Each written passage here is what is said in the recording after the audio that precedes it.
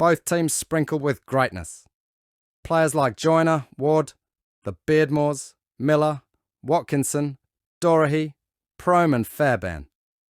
Wouldn't the two coaches look great to be playing for their respective teams? Legends on the field, and they meet in such a game in the sporting calendar.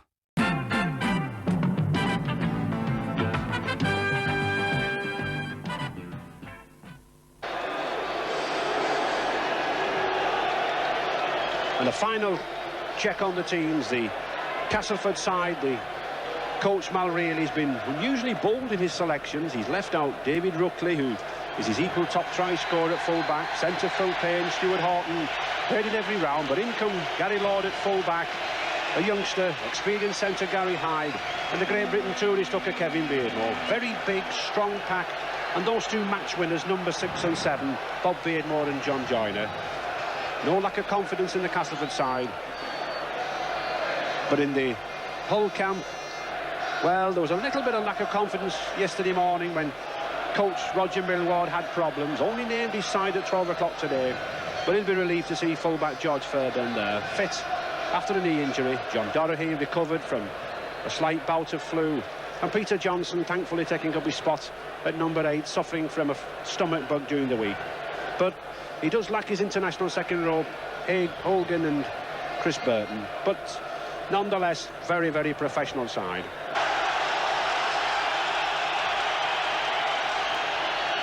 And Castleford then in the amber shirts and the black shorts, about to get the 1986 Silk Cup Challenge Cup final underway.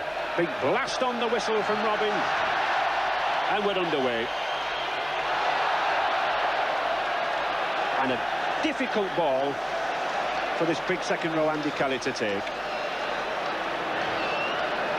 Just misjudged it, possibly misjudged it, Alec, I think, in the breeze that's blowing around. Yes, maybe Ray, early in the game he took his eye off the ball, and really you've got to roll these balls at Wembley. Jamie Sandy.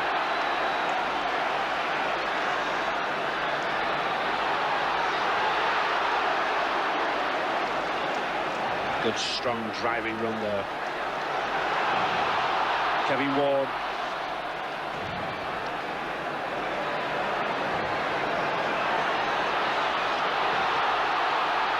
Well, no, held back.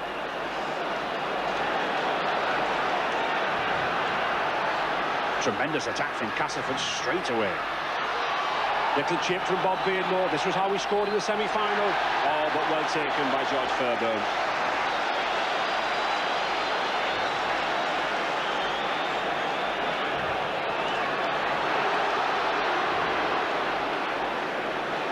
The Rovers, I think, will want to settle the game down.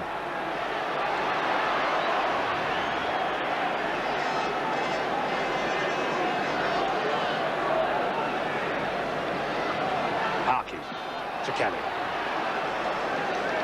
I think we'll see a lot here of Paul Harkin at the acting half-back position, or the first receiver, distributing the ball. There he is, to Dorahy. But that's a bad kick. A lot of pressure was put on John Dorahy there. He had to kick hurriedly. And David Plange again. Good piece of play there from the Castleford right wing. Seeing that the pack was in disarray, came to acting half-back position, held the ball. Oh, that's a good one. And Kevin Ward to Johnson. He's got Bob Beardmore with him. Back inside to Kettridge. Oh, this is marvellous rugby, but Marchant. But a good tackle by David Laws.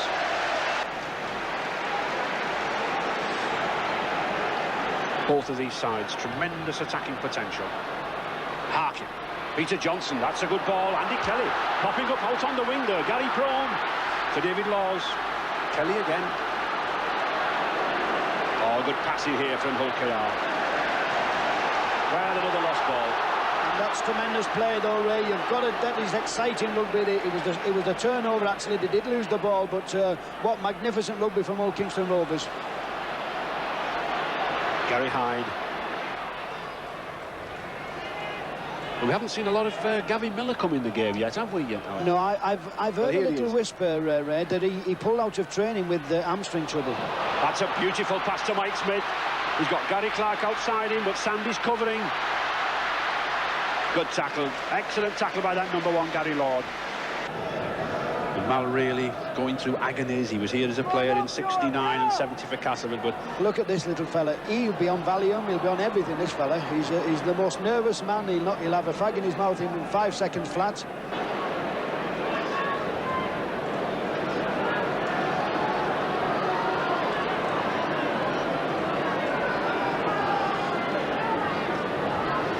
I think we could do with a try now, Ray, now, don't we? I think they've settled down with the nerves. Oh, that's a good pass from Kevin Ward. Marchant, he's got David Plange on his outside. He's done it, but he's going for the line, and he must make it. Oh, magnificent opening try there. What confidence there in Tony Marchant. I think, just like those Castleford supporters, felt that the ball should have gone to David Plange. But he put the bit between his teeth, and it was a try. What a magnificent try for Castleford. Tony Marchant here, Great Britain centre. Kevin Ward holds the ball. Tony Marchant in support. This is a tremendous try. This needs scoring. This wanted scoring, and he wanted to score. Doesn't he open his legs out? Doesn't he stride them out? And he'll be very, very happy in that.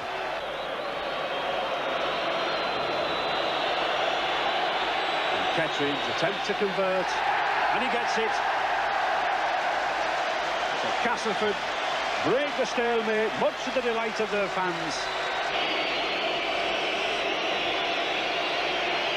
He's kicked 98 goals and 2 drop goals this season. Had a very good season in British Rugby League. This is important. Oh, and it's a good goal. It's an accurate one. Struck that well, did Doherty. 2 points for his side, and let's hope, I think, if this kick will give them confidence. To Hyde. All good dummy. And the 6th tackle. Now, is it worth a drop goal? It is, from Beardmore. And it's there. It's 1 point. Good piece of play by Bob Beardmore. And in fact, I think those forwards may have been playing for that, Alec. May have been driving to the post, ready for the drop goal. Beardmore. Oh, but that's a good pass. And that's a silly one. Kelly, and that's a good pass to Prome. He's got a chance here. Has he got the legs? I think he has. He's going in for the try. Jamie Sandy. And that all came from that silly pass. And suddenly, Gary Prome, in his last match for Hull Kingston Rovers before he pops down under to the Eastern Suburbs Club, is set the terraces alight. Castleford cannot believe Hull Kingston can't believe the look here.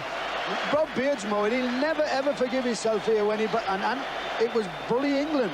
Cannot believe a lovely ball from Kelly. Gary Prome, a formality, this fella, just straight down the middle of the park, comes down all the way, and Hull Kingston needed this. And this would be his 100th successful kick of the season if he gets this. And he misses it.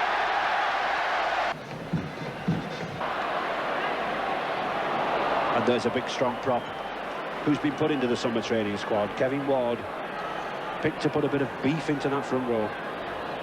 Beardmore again. Little chip, it's a dangerous one. Prome's relaxed, and it's a try. Yes, a little chip. And I don't think Gary Prome realised what was happening.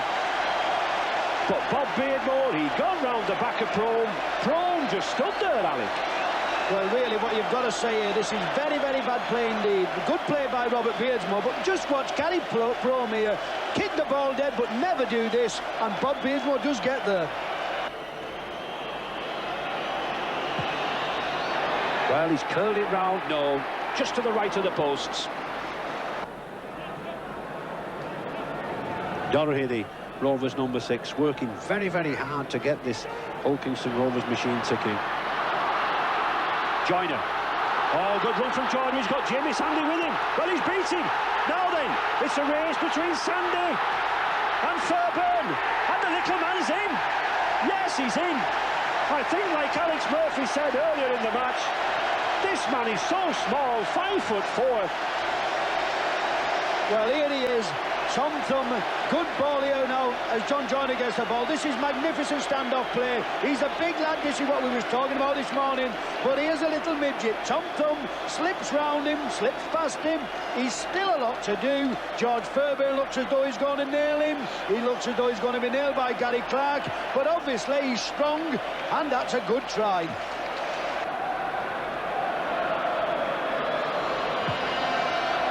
Attempts to swing it round, but no. Kelly. Well, still going. Did well to keep hold of that, Andy Kelly. Gary Prone. Oh, just look at the time, and he's given a try. Yes. What a surprise, Gary Prone. Well, he was deceived by that try earlier on with Bob Beardmore, and he's deceived everybody himself. It looked as if he was going into touch under a cloud there of the Castleford players. Well, I'll tell you what, Ray, he might have let a try in, but this try certainly took some scoring. This is very, very strong man. He's got 3 men round him and just pops it over the line. A lot of pressure on the lad. No, wrong direction. Coming up to injury time. Can Rovers do it? Gary Prone. That's a good dummy. He's still going. Back to Doherty. Back to David Laws. He's got some space. Oh, magnificent tackle. Magnificent tackle by that Rookley. 40 minutes are up.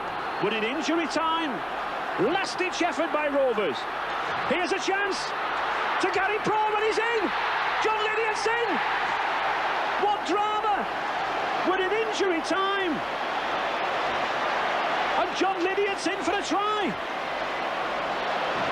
What more could we have? Well, are we going to see the club clutched out of the way of Castleford? This is Hull Kingston's first real attack, and substitute John Lydiard takes the ball, catches it and dives over in the corner. Can he kick the goal?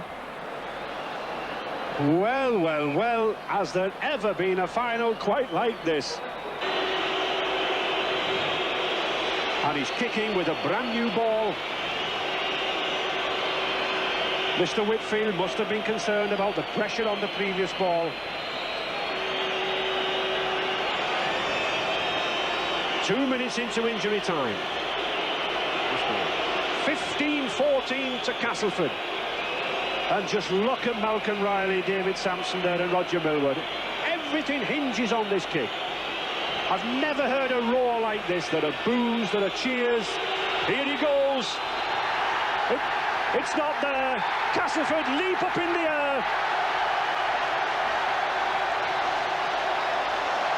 Settle down. There's still time to play. 1 point between the two sides. There's the hooter. David Blands leaps in the air. I don't think Castleford can believe it. Tremendous ovation there from the Castleford crowd. And Bob Beardmore, number 7. Well, I think he had a point to prove to the Great Britain coach, Maurice Bamford, that he should be the man for the Great Britain spot. But he'll not be bothered now. He's won the Challenge Cup, and commiserations there. Nice to see the spirit that this game's been played in. But Castleford, aren't they delighted? This club founded 60 years ago. Winners on every appearance at Wembley. They disposed of Huddersfield in 1935, Salford in 1969, Wigan in 1970, and now they take Hull Kingston Rovers' scalp in 1986. And John Joyner to receive as winners from Royal Highness Princess Alexandra the Silk Cut Challenge Cup for 1986. And how well he's deserved it. It's there. Huge roar from the Castleford contingent. 20,000 have travelled down from the town. 2 out of every 3, and I'm sure those people left back in Castleford, they'll be dancing in the streets. There'll be celebrations in John Joyner's fish and chip shop tonight.